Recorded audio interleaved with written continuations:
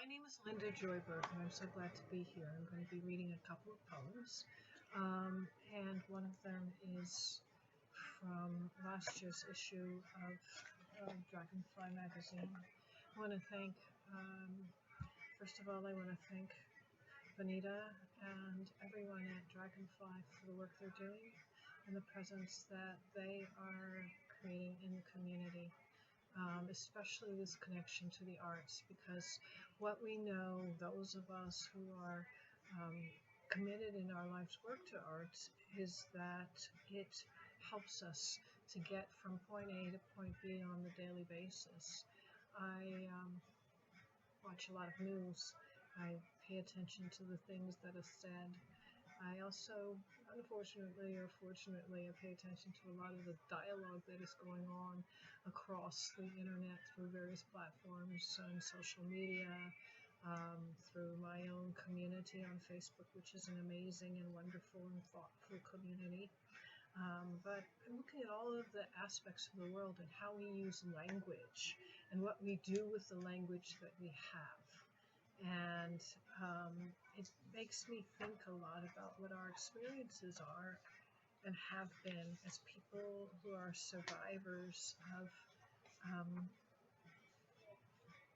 maltreatment, people who have moved on. And so I'm going to share a couple of poems that speak to that and speak to language, and also speak to hope.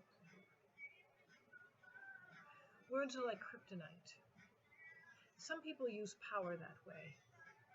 Words are like standing on cracked ice in the middle of a thawing pond. Some people see change that way. Words are like a skateboarder on a half pike. Some people get around the truth that way. Words are like oil setting on the top of water. Some people confuse the view that way. Words are like oil setting on the top of water. Some people confuse the view that way. Words are like the pop of a whip. Some people belittle the masses that way. Words are like an empty furnace in a deep freeze. Some people see defeat that way. Words are like the shooting stars in the startled sky. Some people feel desire that way. Words are like warm fudge brownies just out of the oven. Some people do seduction that way. Words are like the scent of a fully born spring air. Some people know hope that way. Words are like moist heat in the morning.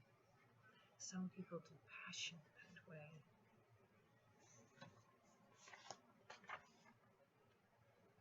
What happened turning of the century before? I kept asking myself what happened to me, because I distinctly remember a time when I was rather innovative, out on some new limb, shaking my pen at the world and commenting on how our lives were unfurling in the land of the free. And there were some days when all I could do was the art at hand. I wasn't easily distracted, though truth be known, it was clear the times were, yes, they were a-changing. It was like I could feel a virus in the air. I remember telling someone I loved like no other at the time how strange the natives were becoming. I still remember the tender stroke of her fingers on my forearm. I was still free then of the stress of the new decade's trails of betrayals. I could write of the petty nuisances and abundant wonders with abandon. I could enjoy the skin I was in. I could guide other people to play the music I heard in my head. I could let my child within go wild, trek, take notes on marble reams, make columns of other people's dreams, dredge and mine the secrets breaking through the seams. I could write and try to understand how to bend time in my mind. I would be a superhero riding a giant mare off into a sunset of silver and gold. I would time travel while doing double duty as the neighborhood nosy lady. I would fake bad karma so I could work smarter. I would leap multiple obstructions with pithy prongs of vowels. I could ignore what I didn't know. I could turn my blind eye to unrequited love fantasies. I could wax poetic on how torn open my heart had become because of you. After Y2K. After Y2K started out without a hitch until a cycle of seasons ran a course inside me. Language changed, charged with sorrow, bent with sorrow, stunned with sorrow, stopped by sorrow, stopped. Flying wings clipped, dipped. The days when the sky was too empty, too clear. The days when I couldn't bear to look up. The days when the air was smoldering with sorrow, the days when we reached for candles in hands. You don't know how deeply a thing changes you until you allow yourself to feel deeply. These days, there are too many who are like tattered flags moved by an ill wind.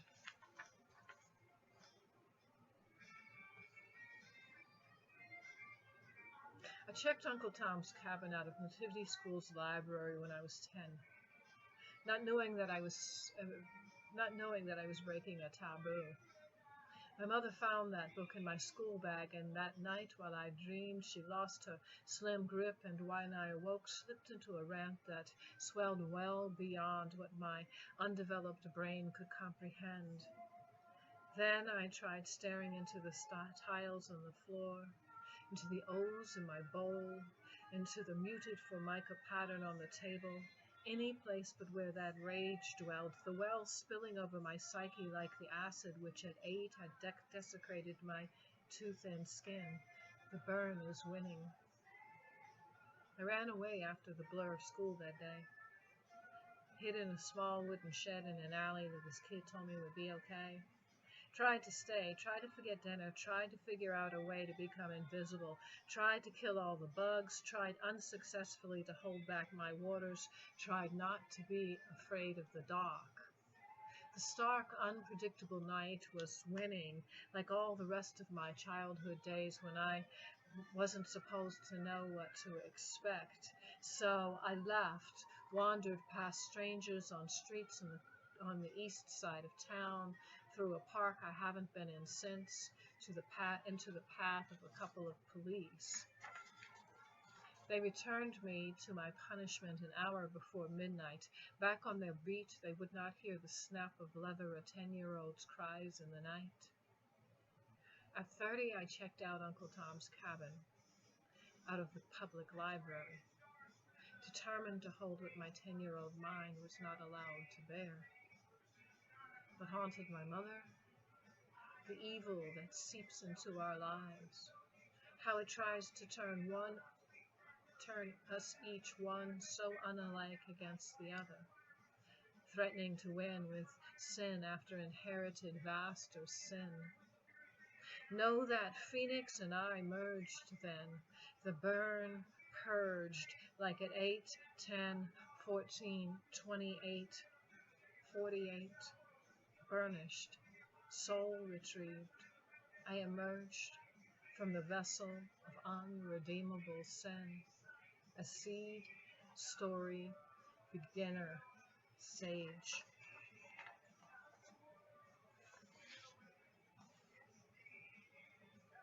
Things I can touch.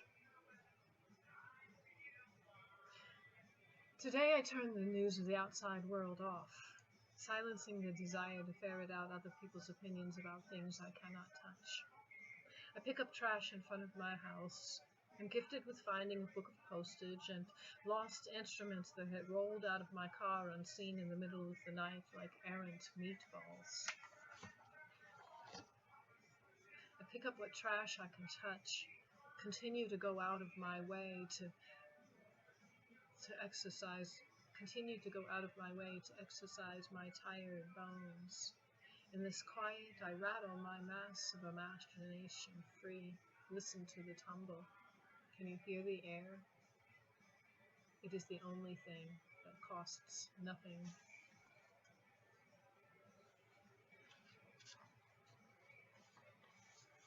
On being an artist.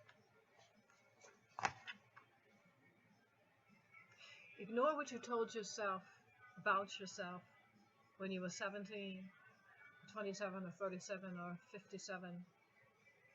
Listen to the things you don't want to hear about your work.